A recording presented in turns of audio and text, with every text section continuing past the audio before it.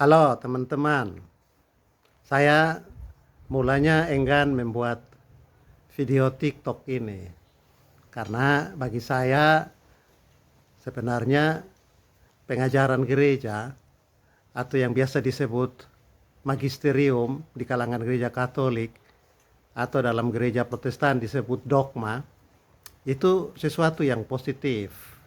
Magisterium atau dogma itu berperan sebagai the rule of thinking and speaking atau paradigma bagi gereja untuk menjaga agar pemberitaannya, pemahamannya tentang kebenaran Allah dan seterusnya itu tetap bersesuaian dengan penyataan atau firman yang dinyatakan Allah di dalam Yesus Kristus. Jadi saya sebenarnya tidak ingin memberi ulasan apapun tentang magisterium dan dogma gereja. Tetapi saya melihat beberapa video belakangan ini yang menekankan tentang magisterium, saya merasa terusik.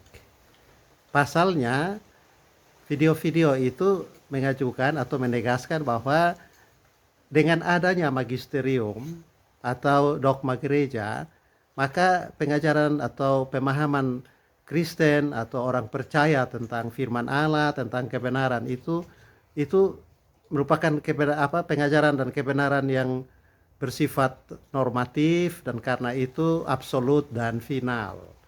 Dikatakan bahwa magisterium itu menolong gereja untuk memiliki pemahaman yang seragam dan karena itu tidak menciptakan adanya berbagai kepelbagaian tafsir dan juga pemahaman yang dianggap sebagai membingungkan, bukan hanya membingungkan tapi juga cenderung ke arah penyesatan. Karena alasan itu saya membuat video ini untuk memberi perspektif yang baru.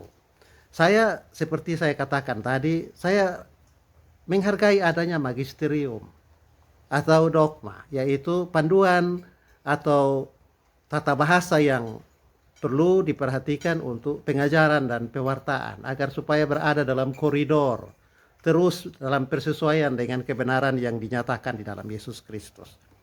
Tetapi kalau kita hanya memutlakkan dogma dan magisterium, lalu meremehkan atau mencela adanya kebebasan untuk menggali, mengambil sikap kritis terhadap teks-teks Alkitab untuk menemukan kebenaran-kebenaran yang belum dinyatakan dalam magisterium atau dalam dogma, bagi saya itu satu kekeliruan.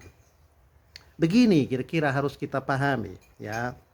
Gereja membutuhkan dogma atau magisterium sebagai pedoman untuk memandu umatnya memahami kebenaran firman Allah sesuai dengan konteks di mana umat Allah hidup dan berkarya. Sehingga pemahaman-pemahaman itu tidak terlalu bersifat subjektif. Lalu kemudian katakanlah menimbulkan kebingungan atau kerancauan dalam pemahaman. Tetapi harus juga diperhatikan bahwa dogma atau magisterium itu harus bertumbuh, berkembang. Ya, dogma atau magisterium itu dibutuhkan adalah dogma magisterium yang bersifat dinamis. Terus berupaya untuk mensistematisasi dan membuka diri bagi nilai-nilai firman Allah yang berbicara secara khusus dalam konteks yang terus berubah. Agar firman Allah itu terus menjadi pedoman bagi umat dalam memahami Alkitab sesuai dengan konteks dan kebutuhan masa kini. Jadi magisterium tidak boleh kaku dan bersifat absolut, dirumuskan sekali untuk selama-lamanya. Begitu juga dengan dogma. Ya, karena kalau kita mencela adanya kebebasan membaca, lalu kebebasan menafsir, kebebasan memahami Alkitab, artinya kita mengkerdilkan kebenaran Allah yang terdapat di dalam Alkitab. Hanya ikut satu panduan yang diputuskan oleh para elit gereja atau pemimpin-pemimpin arus atas. Ya, memang ini yang harus kita perhatikan. Studi kritis itu yang dilakukan terhadap Alkitab itu tidak hanya sekedar mereduksi firman Allah. Ya, yang dilakukan oleh orang-orang percaya. Ya, sebaliknya studi kritis itu bisa mengangkat ke permukaan nilai-nilai yang selama ini luput dari perhatian dan yang tidak sesuai dengan pandangan umum, atau bisa kita baca tidak sesuai dengan magisterium atau juga dengan ajaran gereja. Begitu. Jadi studi kritis itu penting.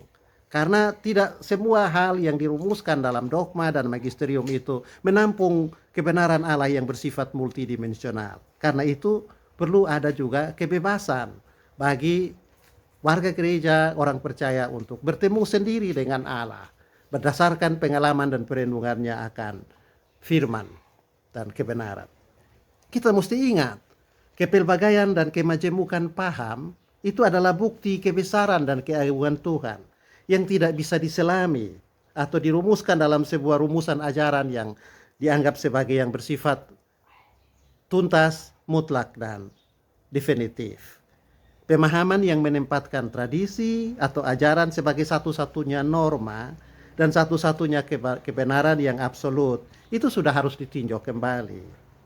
Demikian juga kepelbagaian dan kemajemukan itu merupakan penghargaan terhadap kebebasan yang menjadi martabat manusia.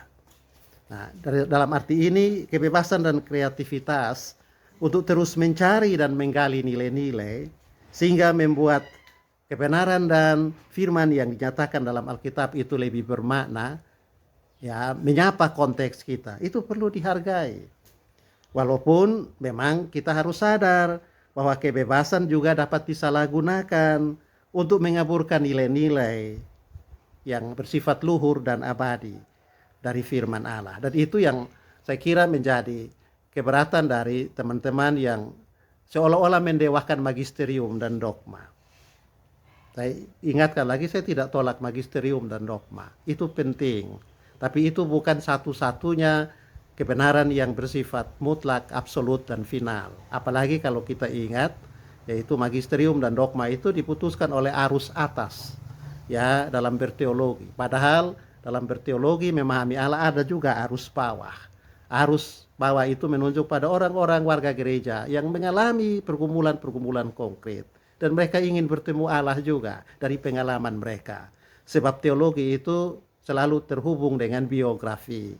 Apabila biografi itu hanya biografi para elit, saya kira itu tidak bisa dipakai sebagai kriteria dan norma yang bersifat definitif dan mutlak untuk semua orang percaya. Nah, oleh karena itu, gereja menurut saya juga harus kritis terhadap pemahaman dan persepsi yang datang dari arus bawah dalam berteologi, yaitu warga gereja pada umumnya.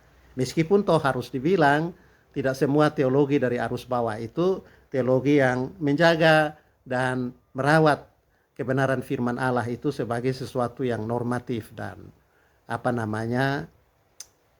mutlak. Tapi gereja toh harus terbuka.